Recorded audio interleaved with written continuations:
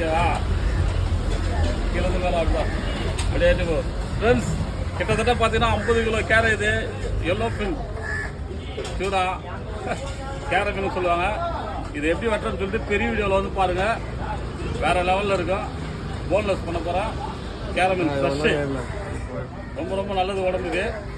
Protein அதிகமாக இருக்குது. இதில் விட்டமின் நிறைய. நல்லா குழந்தைங்க பெரியவரில் எல்லாமே தாராளமாக சாப்பிட்லாம். கேரை மீன்லாம் உடம்பு ரொம்ப நல்லது. வாங்கி சாப்பிடுங்க. அப்படியே மறக்காத ஒரு லைக்கை போட்டுருங்க. பிடிக்கும். இவ்வளோ பெருசு வாங்கி சாப்பிடுதால சின்னது வரும். 2 கிலோ 3 கிலோ சைஸ்லாம் வரும். புரியுதுங்களா? வாங்கி சாப்பிடுங்க.